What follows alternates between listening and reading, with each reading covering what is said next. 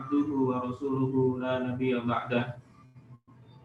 Allahumma salli ala sayyidina Muhammad wa ala ali sayyidina Muhammad. Subhanaka la ilma lana illa ma 'allamtana innaka antal alimul hakim. Amma ba'du. Rabbi shrah li sadri wa yassir li amri wahlul 'uqdatam min lisani yafqahu qawli. Baiklah, yang pertama-tama marilah kita ucapkan puji dan puja syukur atas kehadirat Allah Subhanahu wa taala sehingga pada sore hari ini kita dapat melanjutkan materi mengenai kajian bulan Ramadan. Yang kedua, salaman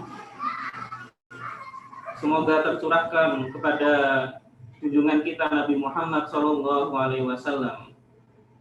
Dengan beliau kita mengetahui agama Islam secara keseluruhan, disertai dengan syariat yang Allah turunkan kepadanya melalui pintu-pintu wahyu. Dan insya Allah pada sore hari ini saya sebagai pemateri akan membawakan kajian mengenai fikih ekonomi, khususnya mengenai harta dalam Islam. Di sini saya tidak membagikan buku, tapi nanti kita melihat PowerPoint yang saya tampilkan di layar untuk mempermudah memahami tentang konsep harta itu sendiri.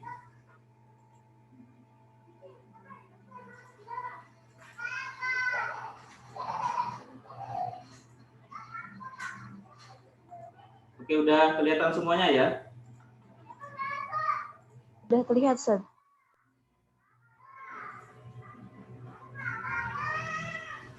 Marilah kita mulai kajian kita pada sore hari ini dengan baca bismillah. Bismillahirrahmanirrahim. Semoga apa yang kita pelajari pada sore hari ini bermanfaat untuk kehidupan kita di dunia dan akhirat. Amin amin ya rabbal alamin. Seperti kita ketahui bahwa konsep harta dalam Islam itu sangatlah luas. Mungkin kemarin-kemarin yang ikut kajian sebelumnya belajar tentang hati, gimana cara mengatur hati, gimana cara mengatur perasaan, gimana untuk melewati sebuah cobaan.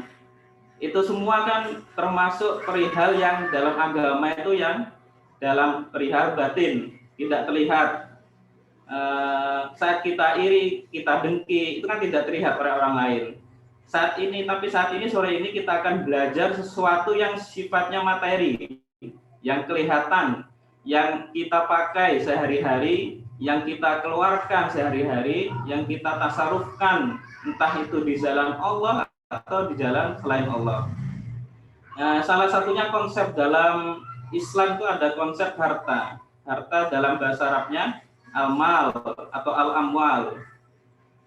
Pembahasan harta dalam fikih iktisad atau istilahnya fikih Islam kalau kita ketahui sejauh ini itu hampir di setiap lini kehidupan kita pasti kita akan berhubungan dengan harta, berhubungan dengan kepemilikan. Harta itu harus dimiliki ya.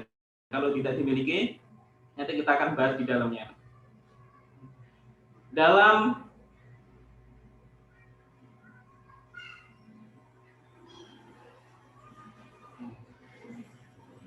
Dalam konsep harta ini banyak sekali materi-materi yang harus kita ketahui. Mungkin kita dalam kehidupan kita jauh dari iri dengki, kita jauh dari perihal sombong. Tapi apakah kita mengetahui bahwa di seluruh kehidupan kita sudah melakukan mentasarufkan harta kita sesuai dengan syariat yang Allah ajarkan pada kita semua melalui Nabi kita Muhammad SAW. Boleh jadi harta yang kita miliki itu harta yang halal, bisa jadi harta yang kita miliki itu harta yang haram. Bisa juga harta yang kita miliki antara keduanya, antara halal dan haram. Disebutnya harta apa? Harta subuhat. Mungkin bisnis kita melejit tinggi, penjualannya banyak, tapi apakah transaksi di dalamnya itu sudah memenuhi transaksi secara Islami? Di sini ada banyak pembahasan tentang harta dalam fikih. Mungkin sebelum kita menuju ke transaksi-transaksi yang terjadi dalam kehidupan kita, mungkin kita sebaiknya memahami konsep-konsep dalam harta dalam Islam itu sendiri.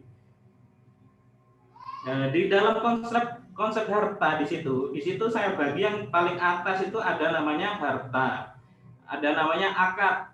Nah, jadi kita harus tahu dulu akad kita ini sudah sesuai dengan iktisad Islami atau belum. Habis itu ada konsep al-akad, habis itu ada konsep kepemilikan. Kepemilikan dalam fikih iktisad sendiri dinamakan al-mulku, al-milki, al-milkiyah misalnya, kepemilikan. Harta itu menjadi milik kita secara sempurna atau tidak sempurna. Nah, itu nanti ada pembahasnya di situ. Habis itu di situ ada banyak, ada fase, ada ibro, ada istiqo, ada ikro, ada hajar, ada sulah, ada riba, ada gosok, ada itlaf, ikolah, dan ada hak irtifa. Di samping itu turunannya dari transaksi harta ini banyak sekali. Di situ ada zakat, sedekah, wakaf, sampai istilahnya kalau kita udah menguasai transaksi istilahnya yang sudah ada di zaman Rasulullah dulu, kayak zakat, sedekah, wakaf kan sudah ada. Maka untuk zaman kontemporer sekarang kita memiliki banyak transaksi dalam mentasarufkan harta kita. Seperti kita mengetahui ada pasar keuangan di sana. Pasar keuangan itu ada saham. Mungkin di sini ada yang hobi berbisnis saham, jual beli saham, tapi apakah transaksinya itu sudah sesuai syariah atau enggak? Habis itu ada obligasi syariah atau sukuk yang kita kenal saat ini. Habis itu ada yang investasi syariah. Investasi itu nanti furuknya atau juz'iyahnya banyak sekali di situ investasi syariah. Ada bentuknya mudharabah dalam bank, ada deposito syariah itu gimana. Nah, itu mungkin seputar pembahasan mengenai harta dalam ekonomi Islam. Nah, berikutnya kita akan mempelajari tentang harta itu sendiri. Mungkin ini jarang dibahas di banyak kajian karena memang mungkin banyak pengajian kita di masyarakat, di masjid-masjid itu tentang gimana cara membersihkan harta, gimana cara mencari harta yang halal, mencari harta yang baik, tapi jarang dijelaskan harta itu seperti apa. Apakah semua yang kita miliki adalah harta? Mungkin kita tahu lagu harta yang terbaik adalah keluarga. Apakah keluarga di situ adalah harta yang emang yang paling baik, atau konsepnya gimana harta keluarga itu dijadikan sebagai harta? Di sini pertama kita harus mengakui bahwa harta itu aslinya itu harus dimiliki, kecuali ada penghalang yang menghalangi kepemilikan tersebut. Contohnya apa? Misalkan jual beli di situ kan dimiliki oleh penjual. Kapan di situ harta itu berpindah kepada pembeli? Ya, di situ ada penghalangnya, pembeli itu tidak mempunyai harta tersebut karena dia belum membeli. Habis itu misalkan di situ ada sewa menyewa, yang menyewakan dia itu kan yang memiliki barangnya. Habis itu di situ ada penyewa. Apakah penyewa di situ penyewa itu sebagai pemilik harta tersebut, atau kepemilikannya itu kepemilikan yang tidak sempurna? Jadi ada sebagian yang dimiliki oleh pemilik sejati dari barang tersebut. Nah, ini konsep harta yang pertama. Yang kedua, secara etimologi, harta itu yang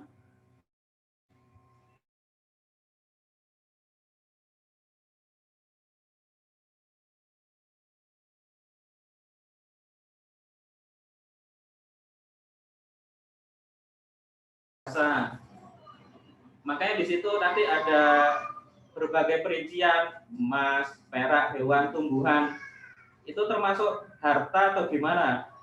Habis itu di situ ada disebutkan, saya sebutkan di situ manfaat. Manfaat suatu barang, apakah bisa disebut itu suatu harta? Habis itu di situ di selain manfaat, di situ ada hak. Apakah hak dalam konsep muamalah dalam fikih itu di situ ada termasuk harta?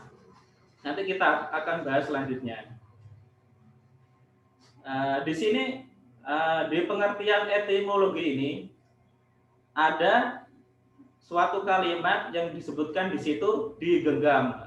Gimana kalau sesuatu harta kita tapi tidak kita genggam? Misalkan kita punya burung tapi dia terbang di udara, terbang bebas, tidak dikurung.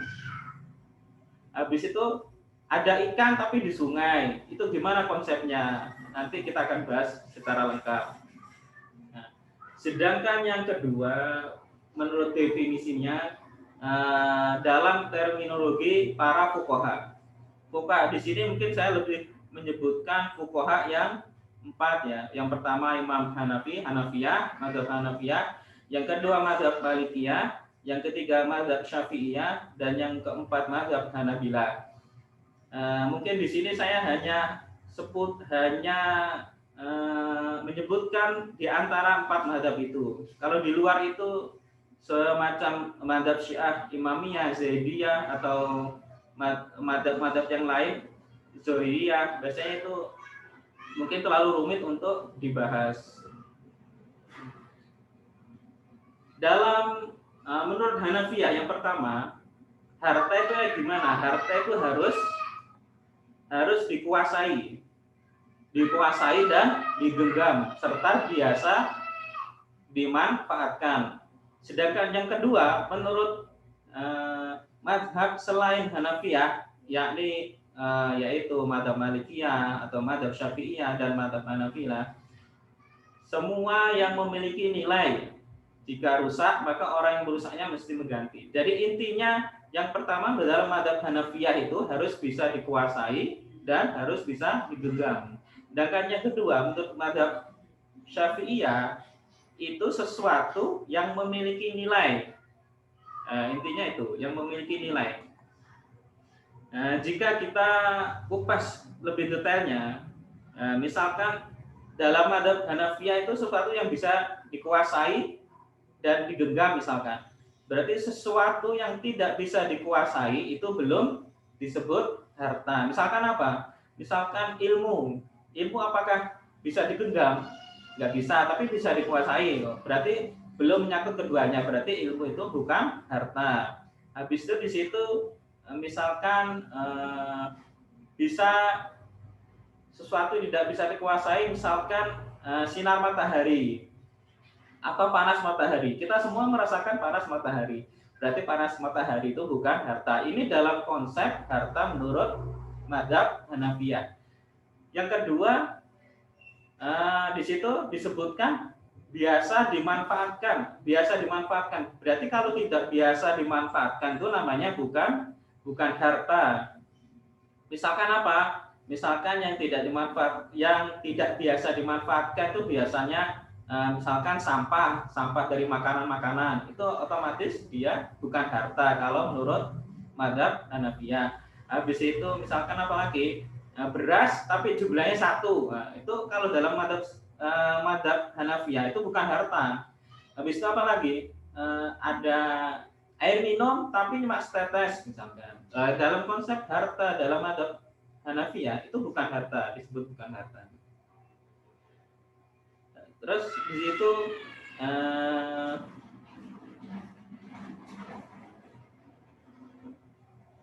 mengenai konsep yang kedua, otomatis kalau menurut Jumhur selain mazhab Hanafiyah, otomatis itu mazhab Malikiyah, Syafi'iyah dan Hanabilah itu sesuatu harta yang memiliki nilai. Nilai di situ apa maksudnya? Nilai itu yang bisa dinilai, dihargai itu adalah harta. Jadi di sini nanti ada ada perbedaan pendapat di sini. Karena apa? Karena perbedaan definisi. Jadi di sini ada perbedaan pendapat. Di sini ada perbedaan mengenai hak dan manfaat. Pada mazhab Hanafiyah, karena dia membatasi sesuatu harta itu hanya yang bersifat digenggam, dikuasai, dan dapat dimanfaatkan, maka manfaat dan hak itu tidak termasuk harta. Hak dan manfaat itu yang gimana? Manfaat itu contohnya apa? Contohnya itu sesuatu yang dihasilkan dari barang tersebut. Misalkan apa manfaat? Misalkan kita barang, misalkan rumah itu manfaatnya apa? Bisa ditempati. Itu berarti ditempati di situ adalah manfaat. Habis itu kendaraan bisa dikendarai. Kalau misalkan ada kendaraan tapi di situ tidak bisa dikendarai, berarti di situ bukan tidak bermanfaat. Dalam ulama Hanafiyah berarti di situ dia tidak harta. Kalau hak itu yang gimana? Hak ini seputar hak dalam fikih Islam itu pembahasannya luas sekali. Di situ hak itu dibagi dari hak Allah dan hak manusia, hukukun nas wa hukukullah. Di situ pembahasannya banyak sekali. Contohnya mengenai hak ini adalah hak kepemilikan. Kalau ada hak kepemilikan berarti harta itu disebut harta. Termasuk ilmu yang bermanfaat. Misalkan kita punya ilmu kan kalau dalam Hanafiyah itu tidak termasuk harta. Berarti kalau ilmu tidak termasuk harta berarti dia boleh disebarkan, atau misalkan misalkan ilmu kita tulis menjadi buku. Dalam mazhab Hanafiyah ya ini buku tersebut itu tidak menjadi harta kita, tapi dalam kalangan selain Hanafiyah itu menjadi harta kita. Di situ soalnya ada hak kepemilikan ilmu dalamnya.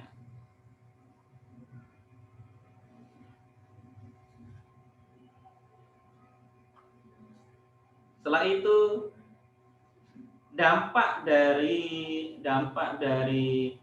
definisi yang berbeda nanti akan menimbulkan hal-hal non materi yang berbeda. Maka di situ akan ada dampak dan efek karena perbedaan pendapat ini.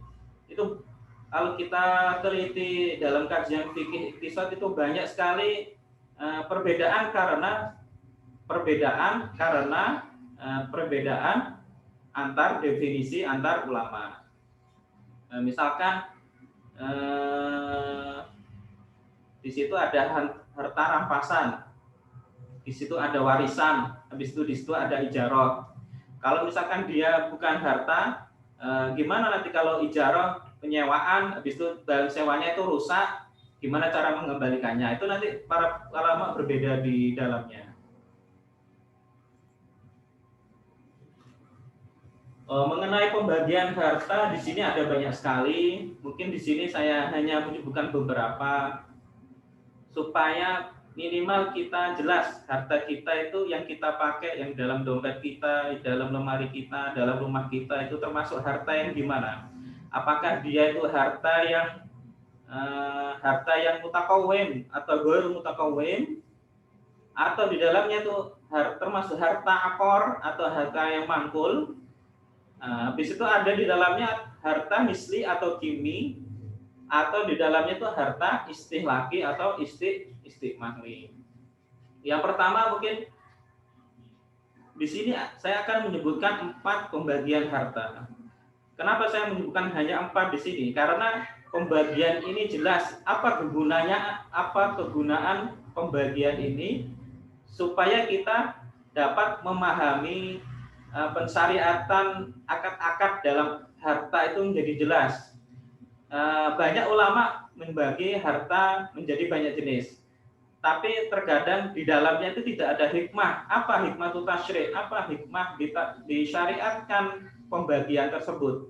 Kalau kita mungkin belajar ilmu mantik, di dalamnya itu ada konsep taksim. Taksim itu mesti ada. Kenapa sesuatu itu harus dibagi? Otomatis di situ ada perbedaannya. Di situ ada kegunaannya kenapa harus dibagi.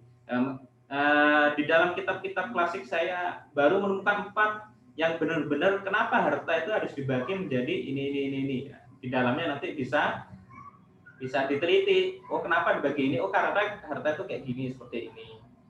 Yang pertama, pembagian pertama mungkin menjadi harta mutakawin dan harta mutakawin. Kalau di situ udah jelas saya sebutkan di situ. Harta mutakawin adalah setiap harta yang dapat digenggam secara nyata dan dibolehkan oleh syarak untuk memanfaatkannya. Contohnya apa di situ? Contohnya apa? Bangunan, di situ tanah, makanan, itu termasuk harta yang mutakawin. Yang kedua yaitu harta yang ghairu mutakawin. Di situ apa? Di situ harta yang belum dapat digenggam secara nyata atau sesuatu yang tidak dibolehkan secara syarak untuk memanfaatkannya kecuali dalam kondisi terpaksa. Mungkin tadi ada yang terlewat dari saya dari penjelasan kedua harta ini. Mungkin kita ada bertanya-tanya gimana harta, gimana sesuatu barang yang hukumnya di dalamnya itu udah haram, misalkan khamr, misalkan babi, anjing.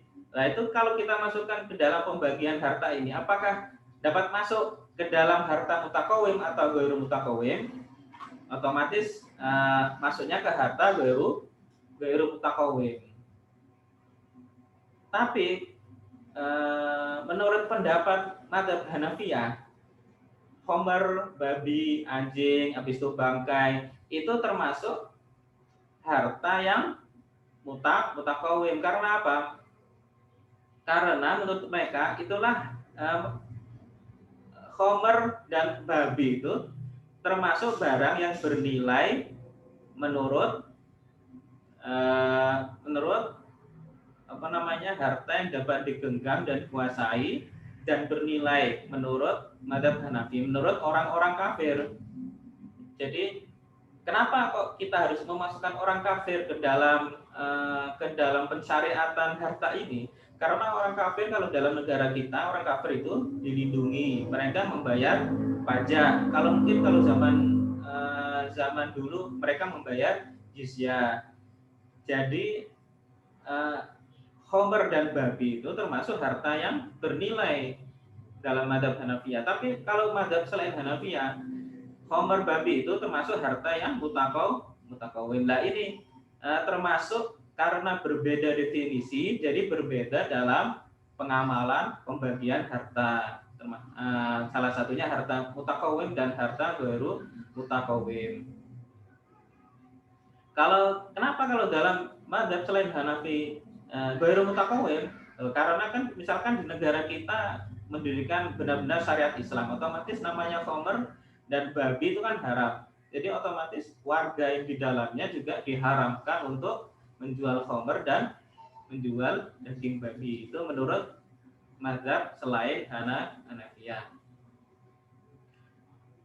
Dalam konsep fikih muamalat mungkin kita nanti lebih banyak menggunakan mazhab Hanafiyah karena emang terkadang sesuai dengan logika. Kalau emang kita mencari dalam dalil, dalam Quran, dalam hadis, mungkin di sana hanya dijelaskan secara umum. Makanya di sini di ulama dijelaskan secara detail sekali oleh ulama-ulama Islam zaman dahulu, oleh ulama-ulama fuqaha mazhab. Dalam muamalah mungkin kita akan lebih banyak menggunakan mazhab Hanafi, termasuk dalam pembagian harta ini mutakawim dan mutakawim. Di situ gimana kalau harta tersebut berjenis suatu yang haram. Setelah itu yang penting di sini apa manfaat, apa hikmah dari tasyrik? Kenapa ada hikmah pembagian harta dijadikan dua seperti ini? Yang pertama, contohnya sah atau tidaknya akad dalam hal tersebut. Jadi dibagi dua definisi. Jadi di situ ada kegunaan, yaitu sah itu jadi akad itu jadi sah atau tidak. Misalkan dalam akad jual beli. Jual beli kalau misalkan seorang muslim jual beli, ada orang jualan khamr, muslim khamr.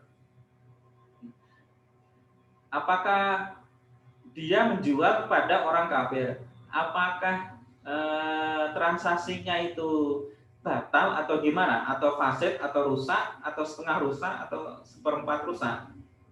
Jadi kegunaan membagi harta menjadi mutakawim dan ghair mutakawim itu nanti perbedaan ulama itu nanti di sininya, di perbedaan dalam akad-akad transaksinya. Nanti kita bisa melihat nanti ke depannya, karena ini hanya pembukaan mengenai harta. Secara detailnya nanti kita akan membahas tentang konsep jual beli, tentang konsep ijarah, seperti itu. Yang kedua mengenai adanya kompensasi ketika ada perusakan. Kalau misalkan menurut mazhab yang harta yang mutakawim itu harta yang mutakawim, maka kalau dia rusak dia harus diganti, ada kompensasi. Tapi kalau misalkan barang yang ghair mutakawim, otomatis tanpa diganti kompensasi. Misalkan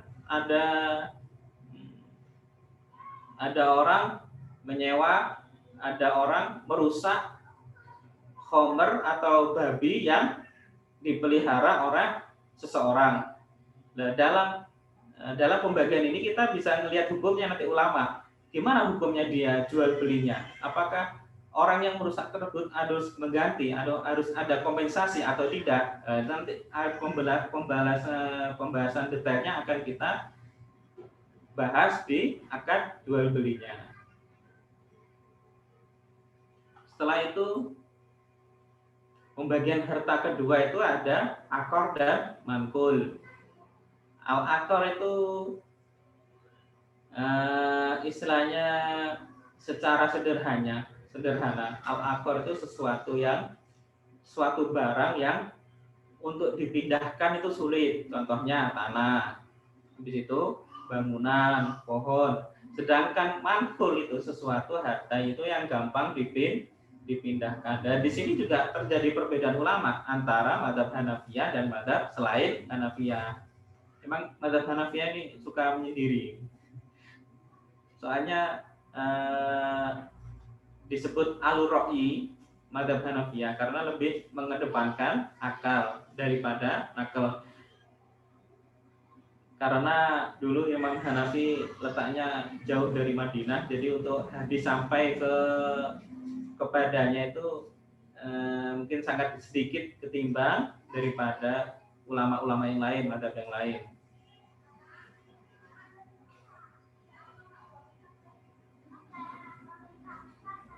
Di situ setelah pembagian harta menjadi akor dan mankul, kita jelas, oh akor itu seperti ini, oh mankul kenapa kok dibagi menjadi dua ini? Nanti itu ada manfaatnya, itu ada kalau kita membahas tentang akad syuf'ah, akad wakaf, akad misalkan wasiat, akad dan lain sebagainya. Misalkan nanti kalau kita belajar lebih luas lagi, kita belajar hak-hak tetangga, hak irtifa, itu nanti kita belajar karena ada pembagian harta menjadi akor dan mankul ini. Kalau kita belum paham mengenai harta akor dan mankul ini, nanti kedepannya pembahasannya lebih sulit dan nggak paham. Kenapa kok ini kok akor disebutnya akor, habis itu ini disebutnya mankul. Makanya di sini saya hanya membahas seputar definisi yang kita perlukan untuk menuju pembahasan materi selanjutnya. Syuf'ah misalkan, ya nanti kita belajar tentang syuf'ah, di situ ada wakaf, di situ wakaf barang akor dan barang mankul itu gimana. Misalkan kalau kita ketahui selama ini kan wakaf itu hanya tanah dan bangunan. Nah, kalau misalkan kita sekarang zaman udah berkembang, ada jenisnya wakaf uang itu kan bukan akor, maksudnya mankul, sesuatu yang berpindah. Habis itu di situ sekarang ada wakaf namanya wakaf temporer. Jadi wakaf yang ghairu mu'abbad. Kalau kita ketahui wakaf itu kan harus abadi. Wakaf itu harus abadi. Sekarang ada konsep namanya wakaf temporer, ghairu mu'abbad. Jadi maksudnya wakaf temporer itu wakaf yang hanya digunakan dalam jangka waktu tertentu. Apakah itu boleh? Jadi kan dia kan menjadinya, misalkan contohnya sekarang wakaf temporer itu contohnya misalkan misalkan di sini ada Ustazah siapa tadi? Haryanti atau Haryanti ya. Itu misalkan punya mobil, jadi pejabat punya mobil, habis itu mobilnya itu disewakan untuk antar jemput, misalkan antar jemput panti asuhan dalam jangka waktu sampai dia turun jabatan menjadi misalkan menjadi wali kota. Lah kan itu wakaf bentuknya temporer. Karena ada pembagian harta akor dan mantul ini, jadi kita lebih memahami, oh wakaf ini nggak apa-apa, dia dalam sesuatu yang mantul itu nggak masalah, nggak hanya sesuatu yang tanah atau bangunan. Termasuk di dalamnya syuf'ah. Syuf'ah itu gimana syuf'ah? Misalkan pembagian, misalkan kita beli tanah sama teman kita berdua, habis itu di situ ternyata yang satunya mau menjual tanah tersebut yang setengahnya misalkan kan. Tetapi apakah di situ yang dijual itu hanya tanahnya, sedangkan yang misalkan di atas tanah itu ada misalkan ada gerobaknya. Gerobak kan jadinya kan barang mantul. Itu gimana hukumnya? Apakah gerobak itu ikut hukum atas tanah yang mau disufakkan tadi, atau ya udah istilahnya hukumnya beda, berarti hukumnya beda, disediain dulu gerobaknya baru tanahnya misalkan dijual, nggak segerobaknya. Nah nanti jadi sebab dari pembagian ini nanti kita akan bahas transaksi kedepannya, transaksi syuf'ah, habis itu transaksi wakaf, transaksi wasiat, habis itu hak-hak tetangga. Soalnya kita dalam fikih iktisad itu mempelajari hak-hak tetangga yang sangat lengkap. Misalkan hak jiwar, misalkan rumah kita menutupi jalan yang akan dilewati tetangga, itu hukumnya gimana? Habis itu misalkan rumah kita dialiri air, sedangkan tetangga itu ngalirin airnya dari aliran rumah kita, itu gimana hak kita atau hak tetangga itu gimana? Kita paham hak-hak seperti itu setelah kita mengetahui pembagian harta, salah satunya menjadi akor dan manqul. Jadi tapi kalau kita belum paham dalam bab ini, nanti kedepannya saya terangin bingung lagi. Setelah itu pembagian harta yang ketiga adalah harta yang bersifat misli dan kimi. Misli itu yang gimana? Misli itu harta yang memiliki padanan di pasar tanpa ada perbedaan. Jadi istilahnya harta misli itu yang gampang kita dapatkan di pasaran, intinya itu. Dan kebalikannya, harta kimi itu harta yang mungkin sangat jarang di pasaran kita dapatkan. Misalkan apa? Kalau misalkan jenis-jenis harta misli itu ada beberapa jenisnya. Pertama, yang makilat itu istilahnya yang dapat ditakar. Misalkan apa dapat ditakar? Misalkan gandum, jagung, di situ beras itu dapat ditakar. Habis itu yang sifat selanjutnya, macam selanjutnya dari harta misli ini apa? Yang mauzunat itu apa? Yang dapat ditimbang. Misalkan apa? Misalkan besi ditimbang kan, besi, habis itu kapas ditimbang. Habis itu yang ketiga adalah ada diat itu sifatnya yang apa? Yang jumlah. Misalkan apa? Misalkan jumlah. Misalkan kita beli telur pasar, beli telur berapa? 5 misalkan. Atau kalau dia maksudnya beli telur berapa sekilo, berarti dia maksudnya mauzunat. Tapi kalau beli telur berapa? 5. Beli apa lagi? Beli misalkan beli kelapa berapa biji? Misalkan beli berapa? 2 biji misalkan. Itu termasuk harta misli. Nah, jadi harta saya teruskan yang ketiga itu dijual berdasarkan Zariyat itu apa? Misalkan meteran, habis itu meteran atau gelondongan. Contohnya apa? Kayu. Kita beli kayu itu meteran. Lah kalau harta kimi ini yang sulit dicari di pasaran, misalkan apa? Maksudnya sulit di sini tuh sulit dicari padanannya. Misalkan makanya nanti di sini ada manfaat dari pembagian harta menjadi misli dan kimi. Misalkan kita beli beras sekilo, ternyata di tengah jalan kita ditabrak orang, habis otomatis berasnya kan rusak kan di jalan. Nah, apakah gimana kalau sifatnya dia harta kimi? Gimana kita mengetahui harta itu misli atau kimi?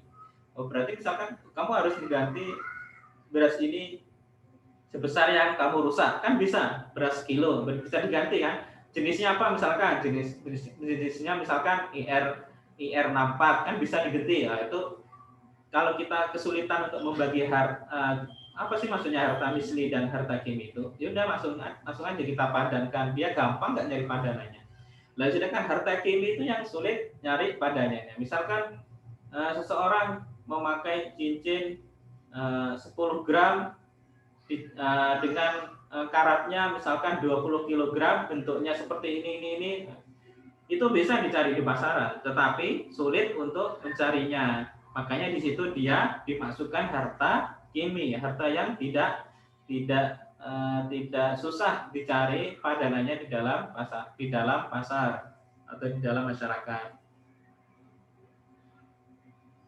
Dan mungkin suatu ketika barang yang misli ini, yang istilahnya tadi banyak padanya di pasar ini, bisa menjadi dia barang kimi. Gimana caranya? Gimana ciri-cirinya nanti dia jadi barang kimi? Pertama, misalkan di pasar itu udah jarang, misalkan dulu banyak beras, ternyata di daerah itu udah kekurangan beras, otomatis dia menjadi barang yang kimi. Habis itu yang kedua, di situ ada pencampuran, misalkan tadi beli emas, tapi di situ ada pencampuran perak, dicampur lagi di situ ada berlian, itu udah jadi dari emas misalkan yang biasa batangan, habis itu karena dia dijadikan cincin, habis itu cincinnya ada berliannya plus ada peraknya, itu jadi barang kimi, barang yang susah dicari padanannya. Habis itu di situ ada cacat kalau udah digunakan. Nanti kalau dia jadi barang misli, kalau dia cacat itu gampang kan gampang. Kalau dia tidak cacat itu dia gampang untuk mencarinya. Misalkan gimana ya? Misalkan ada ini misalkan laptop kan pasaran. Ternyata laptop di dalamnya itu dia ada cacat atau ada tanda, misalkan ada goresannya di pinggir. Loh, itu kalau dia cuma laptop Lenovo kan gampang nyarinya di pasar, tinggal belikan dan Lenovo modelnya apa, jenisnya ini, core-nya apa, ini, RAM-nya berapa ini. Tapi kalau udah misalkan pojoknya itu ada sobeknya, pojoknya itu ada peyotnya, kan udah cari gimana caranya menggantinya. Ya, makanya di sini ada harta yang bentuknya dibagi menjadi misli dan kimi. Selanjutnya yang terakhir, pembagian harta berdasarkan istihlak dan istimal. Istihlak itu gimana? Istihlak itu istimal dulu. Istimal itu yang harta yang bisa dipakai. Kalau dipakai itu tetap barangnya. Misalkan apa? Misalkan sepeda motor itu masuk harta istimali. Dia dipakai, ya bisa dipakai dipakai lagi kan. Masa kita pakai motor dipakai sekali banyak copot misalkan, bisa dipakai lagi rantainya copot misalkan, tapi kan bisa diganti yang baru gitu. Tapi kalau harta istihlak itu harta yang dipakai langsung habis, misalkan apa, makanan, habis itu minuman, habis itu uang. Maksud kita makan harta, misalkan kita makan tempe satu, kita makan kan udah habis, itu namanya harta istihlaki, harta yang hancur karena dipakai. Tapi kalau harta istimali itu harta yang bisa terus-menerus kita pakai. Misalkan manfaatnya bisa kita pakai, misalkan rumah itu termasuk harta istimali karena kita diamin rumahnya itu nggak berubah pun lama, berubah lama itu pun bisa direnovasi. Itu namanya harta istimali. Dengan pembagian harta ini istimali dan istimali, maka di situ ada manfaatnya. Kenapa harta itu harus dibagi dua ini? Kalau harta nggak ada kegunaannya untuk pembagian dua ini, otomatis ya nggak berguna pembagian ini. Taksimnya itu taksim fasid jadinya nggak berguna. Tapi di sini ada kegunaannya. Kegunaannya apa? Ya gimana kalau kita punya harta kita meminjamkan, minjam itu akadnya apa? Minjam kan akadnya ya arah. Gimana kalau kita berakad meminjamkan uang ke orang lain, habis itu uang itu berubah, misalkan di situ ada riba, gimana hukumnya? Makanya di sini kegunaan pembagian harta menjadi dua ini begitu penting. Habis itu misalkan makanan, kita meminjamkan makanan, habis itu habis makanannya apakah harus diganti sesuai makanan tersebut atau gimana? Nanti ada akadnya di situ, akad misalkan akad jual beli makanan atau akad peminjaman uang atau akad yang bisa lain-lainnya dan bisa lain-lainnya lagi. Nah di situ terdapat banyak sekali pembagian yang lain-lain mengenai harta ini. Misalkan apa pembagiannya? Di situ ada pembagian harta itu antara bisa dimanfaatkan atau tidak.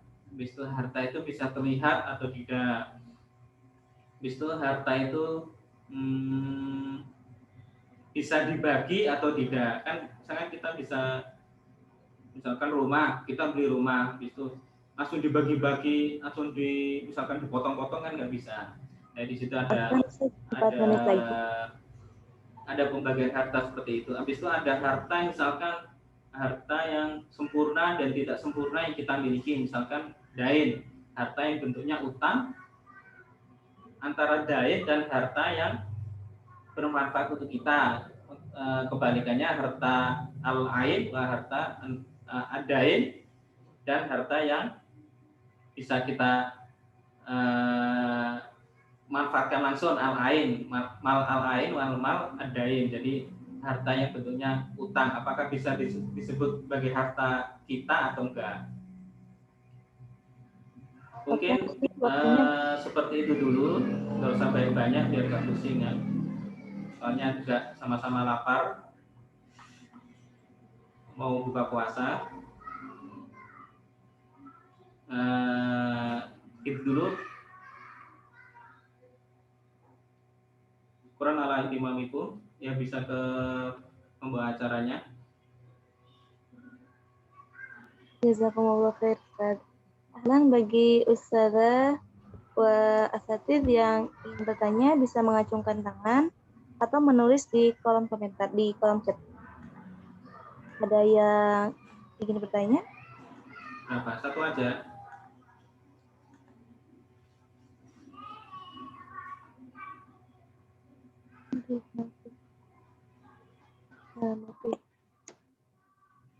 Ya, sepertinya tidak ada yang bertanya, Ustaz. Tapi saya izin bertanya, Ustaz. Ya. Nah, kebetulan tadi ada bahas riba ya, Ustaz. Nah, misalnya A dan B itu berkerabat ya, Ustaz. A dan B itu berkerabat, A itu melakukan riba, dan B itu tahu bahwa A itu melakukan riba. Sedangkan suatu hari pihak A itu memberikan uang kepada pihak B, sedangkan pihak B itu tahu bahwa tadi A itu melakukan riba gitu. Kemudian harta yang diberikan itu, Ustaz, bagaimana? Apakah bisa dipergunakan? Apakah uangnya harus disedekahkan? Apakah seperti apa, Ustaz? Mengenai konsep riba sendiri, di situ riba itu zatnya atau akadnya kan kita masuk di situ. Barusan saya membahas harta itu mengenai zatnya, uang kan zatnya kan. Masalah uang itu uang haram, uang riba, itu udah masalah akad lagi, udah beda lagi. Nanti kalau masalah harta habis itu dimasukkan dalam akad itu gimana? Itu udah nanti konsepnya berubah lagi. Kalau misalkan seperti itu, zatnya uangnya itu kan halal. Kecuali kalau emang itu babi itu jelas haramnya kan. Dari zatnya itu haram. Di situ misalkan khomer itu zatnya itu memabukkan kan udah haram kan. Habis itu memabukkan lagi udah haramnya, udah dari zatnya udah haram, habis itu karena manfaatnya memabukkan jadinya haram. Habis itu kalau dari dalam konsep tadi riba itu dalam akad. Kalau misalkan dia di situ